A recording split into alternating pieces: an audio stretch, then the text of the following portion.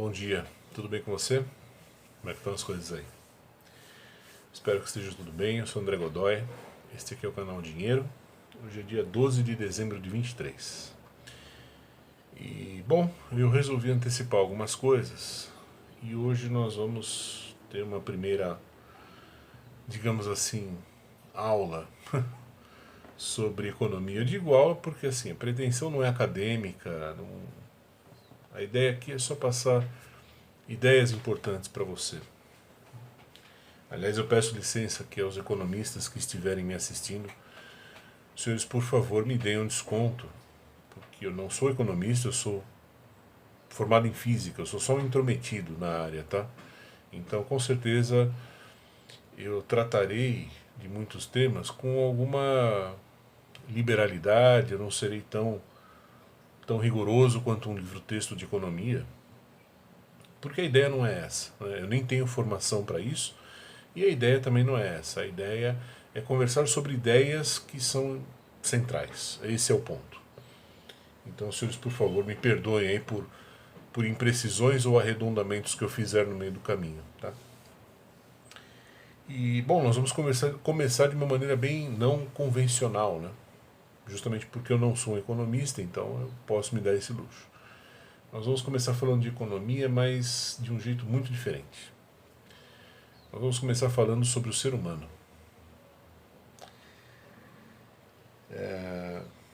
Quando você estuda economia, a economia ela enfim, não é exatamente uma ciência, né? Ela é um estudo, na verdade. Ela pretende investigar coisas relacionadas ao homem e como o homem vive, lida com o mundo físico que o cerca.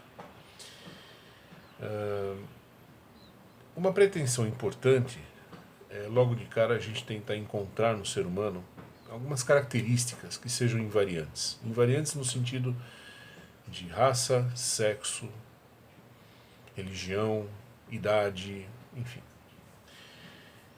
Isso é uma coisa muito importante quando você vai pensar em economia. Você tem que tentar mais ou menos perceber como que é um ser humano típico, né? Como que ele pensa, como que ele sente, como que ele raciocina. E a primeira coisa que a gente se dá conta quando faz essa investigação é que dentre as características que são invariantes de um ser humano para o outro, de uma época para outra, enfim, tem um traço nosso que é especialmente útil na economia, importante, que é a nossa insatisfação, é a nossa incapacidade de lidar com o não. Nós, seres humanos, por construção ou por defeito, eu não sei, nós não lidamos bem com o não. Nós não temos uma relação tranquila com o não. Nós somos seres materiais, nós precisamos de matéria para viver. Nós somos seres sensoriais, né? Nossos sentidos nos governam, muito mais do que a nossa razão, a nossa lógica. E nós somos escravos disso. Nós dependemos da matéria. Isso é um instinto nosso. E justamente porque isso é um instinto de sobrevivência, nós não lidamos bem quando tomamos um não na cara. Então você experimente, por exemplo, chegar para uma criança. Se você já foi criança ou tem uma criança em casa, você sabe do que eu estou falando. Pode ter um dia de vida, né? Experimenta tirar o peito da mãe, de perto da criança, você vai ver o que vai acontecer. Né? Nós não lidamos bem com a escassez. Escassez não é uma coisa que casa com o ser humano. Né? O ser humano não tem uma relação pacífica com a escassez. E isso é um tormento para nós. Né? Se você for ver na história humana, sei lá, pegue aí o livro de Gênesis, né? Pegue a história de Adão e Eva. O que é a história de Adão e Eva? A história de Adão e Eva é basicamente a história da incapacidade de se conformar com a mais insignificante da escassez. Você não pode tocar numa árvore. Para nós isso já é escassez. Isso é mesmo escassez, na verdade. Você não tem tudo. Você tem tudo menos uma árvore. Então você não tem tudo. Então você vive num mundo escasso. Por mais que seja o Jardim do Éden. Independente de você acreditar na literalidade histórica do Jardim do Éden ou não, mesmo que você não tenha fé, não professe religião alguma, você há de convir comigo que a história de Adão e Eva é a história da rebelião. Da rebelião contra o quê? Contra a escassez.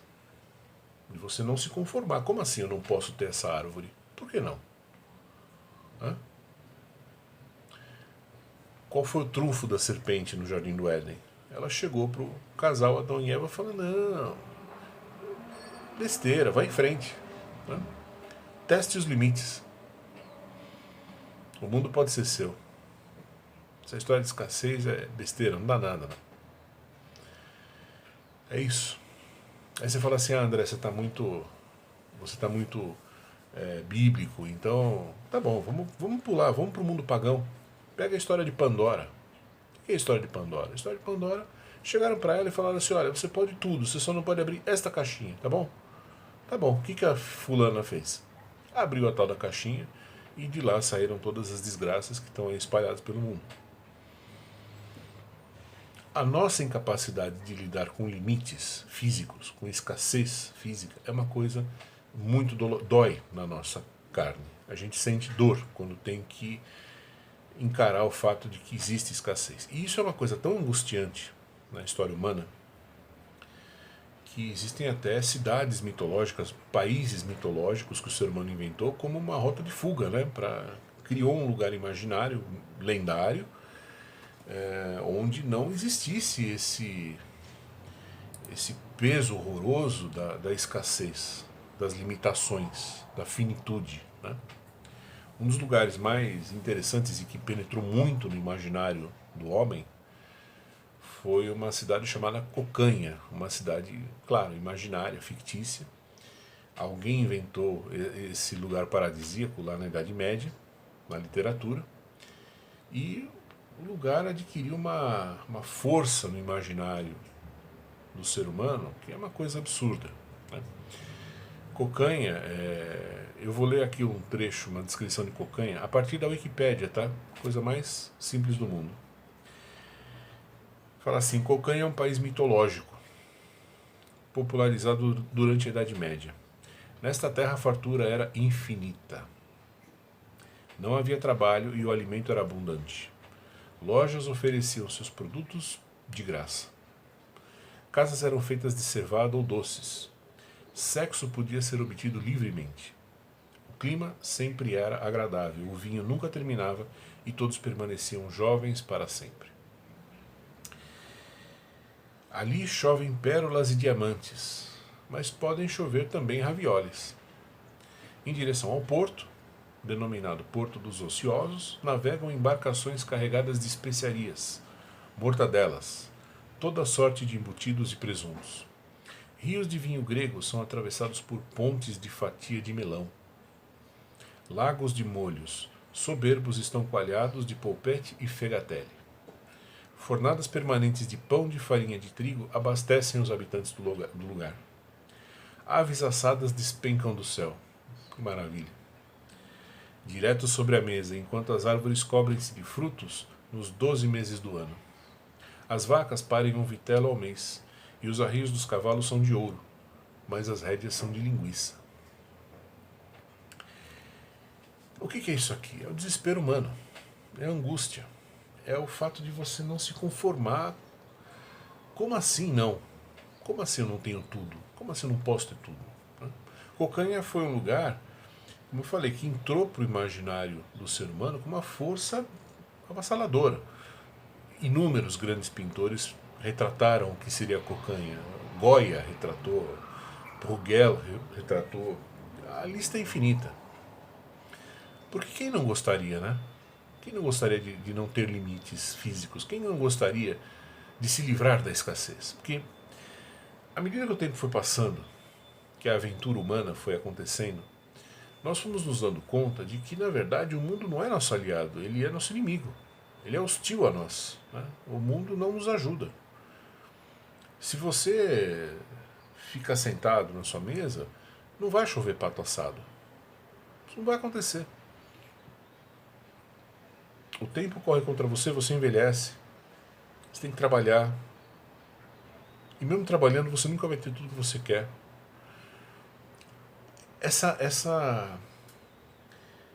Esse duro fato, esse tapa na cara, foi uma coisa que começou a pegar para o ser humano. Cada vez que a gente olhava, a gente se dava conta assim, bom, eu posso ter aqui 1 trilhão de macieiras. Eu vou ter 1 trilhão, eu não tenho 1 trilhão em um. Não adianta eu querer 1 trilhão em um, porque eu não vou ter. Se eu precisar, eu não vou ter. Esse constante tormento da escassez nos persegue desde que a gente existe, desde que a gente se deu conta da nossa situação. É desconfortável? É. À medida em que esse desconforto foi crescendo, surgiram 2 grandes grupos. Um grupo dos inconformados, daqueles que acham assim, não, o mundo é cocanha. O mundo é cocanha. A gente só não se beneficia disso, a gente só não tem acesso a isso porque o mundo é comandado por pessoas más. O modelo econômico do mundo é mau, então isso bloqueia a chegada do paraíso. Isso impede que cocanha se materialize de verdade. Se nós mudarmos a forma de administrar a sociedade, todo o potencial de cocanha virá à tona e aí nós todos vamos ter chuva de pato assado pro resto da vida. Isso de um lado. Eu costumo dizer, uma palavra que está muito na moda, esses são os verdadeiros negacionistas. Né? É quem não enxerga, que mesmo que você aponte uma luneta para fora, para o universo, e você olha as estrelas, você pode contar trilhões, você não vai contar trilhões e mais uma. Vai chegar uma hora que vai ter um fim. É escasso.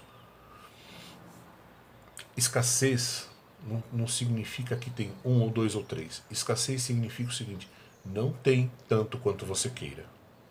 Não tem na quantidade que você quiser. A hora que... Não tem.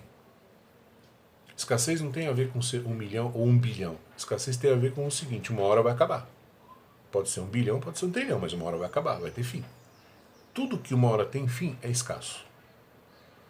Então, a nossa escassez, a escassez que o mundo nos impõe, que nós enfrentamos, não tem a ver com o estágio da nossa tecnologia.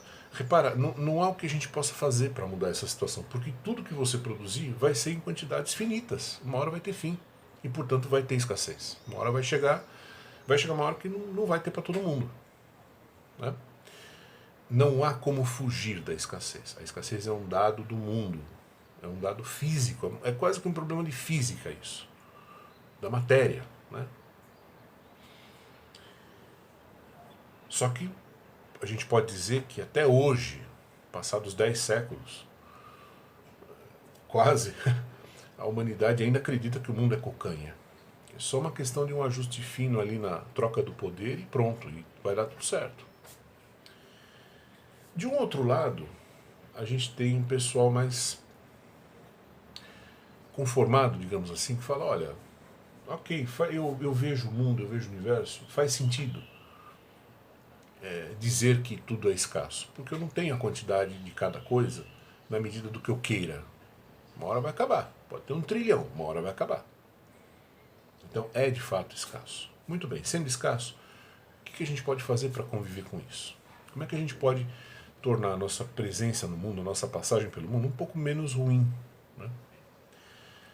Esse pessoal, esse segundo grupo, foi quem criou esse estudo chamado economia.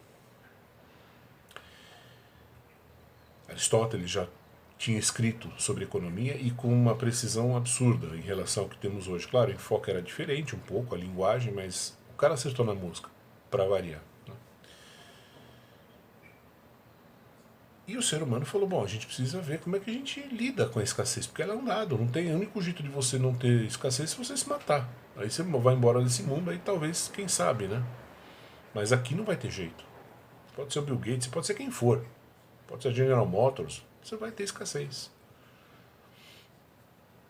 Então, vamos tentar entender isso, vamos tentar ver como é que a gente traça um caminho no meio dessa bagunça, um caminho que a gente não se machuque, que talvez, se tudo der certo, a gente até prospere um pouco, apesar da escassez, apesar do tormento permanente, constante da escassez, da ameaça constante da escassez.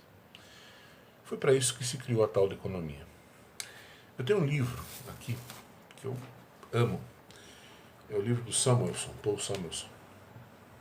Introdução à Economia. Tem uns 550 milhões de páginas.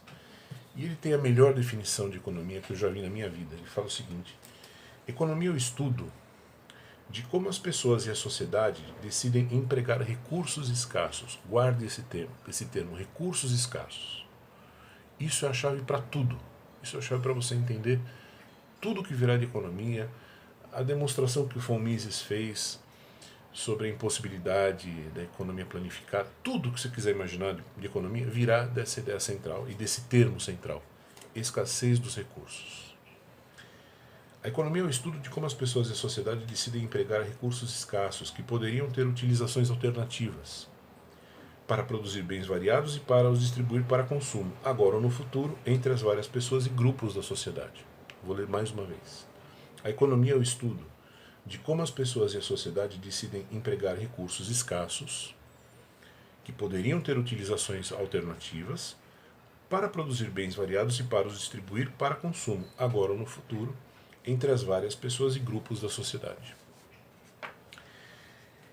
E algumas páginas adiante, o Samuelson, então, apresenta a lei, vamos dizer assim, a lei número 0 da economia, a lei da escassez. Eu já comentei aqui várias vezes, né, que a economia tem poucas leis, mas as leis que ela tem são ferozes, são implacáveis. Né? Você desafia com facilidade as leis da física, mas não desafia as leis da economia, porque se você tentar, você quebra os dentes. Simples assim. Eu vou ler rapidamente a passagem em que ele fala sobre a lei da escassez. Tá? Para quem não viu, estou com o livro do Samuelson aqui na mão. Ele fala o seguinte: as questões de o que produzir, como produzir e para quem produzir não levantariam problemas se os recursos fossem ilimitados. Concorda? No caso de ser possível produzir-se um volume infinito de todos os bens, ou de ser possível satisfazer completamente as necessidades humanas, então não teria importância se produzisse uma quantidade exagerada de qualquer bem. Assim como não teria importância se combinassem os materiais e a mão de obra de um modo pouco eficaz. Como todos poderiam ter tudo, a maneira como os bens e rendimentos fossem distribuídos entre diversos indivíduos deixaria também de ter importância. Nessa situação, deixariam de existir bens econômicos, isto é, bens que fossem relativamente escassos. E muito provavelmente já não haveria necessidade de estudarmos economia.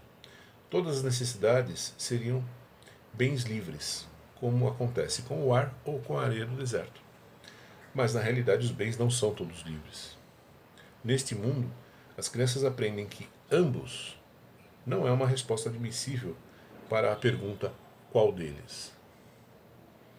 As sociedades industriais modernas parecem realmente muito ricas, quando comparadas com os países atrasados ou com os séculos anteriores. No entanto, os níveis de produção mais altos parecem arrastar consigo níveis de consumo cada vez mais exigentes. A escassez permanece como um fato real. Isso é o que você tem que saber de fundamental em economia. Nós somos atormentados pela escassez. A escassez não vai fugir, não vai sumir do mundo, ela não vai fugir, ela não vai desaparecer, nós não vamos conseguir acabar com ela. Se você plantar 1 trilhão de pés de abacaxi, chegará o dia que você vai precisar de 1 trilhão e você não vai ter.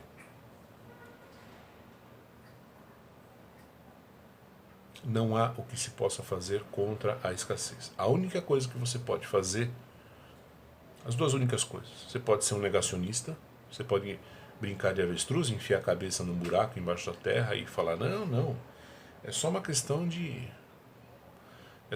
política, né, diriam alguns. E aí as consequências são do jeito que a gente já sabe, vamos ver isso.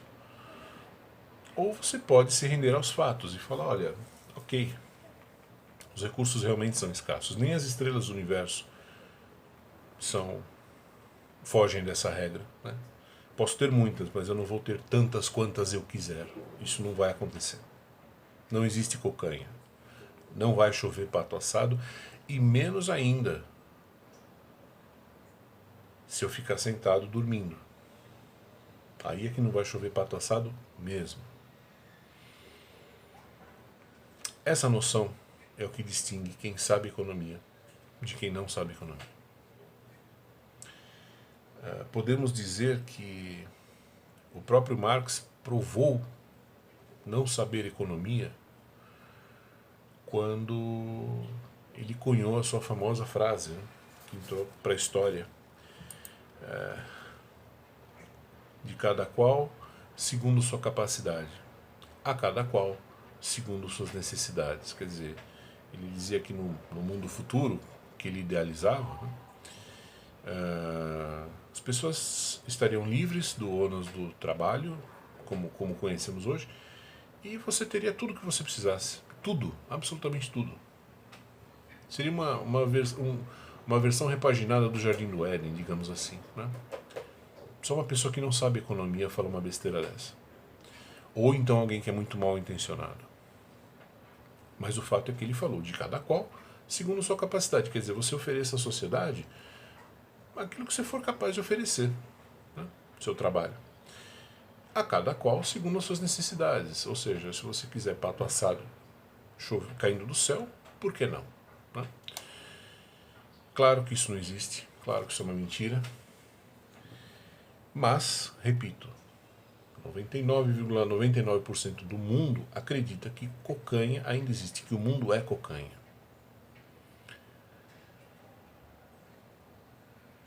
Guarde com você esse termo, recursos escassos, porque nós vamos voltar nele muitas vezes, e ele é a chave para você entender não só a economia, o mundo físico em que você vive. Tá bom? Por hoje eu paro neste ponto. Continuaremos em breve. Abraço para você. Bom dia.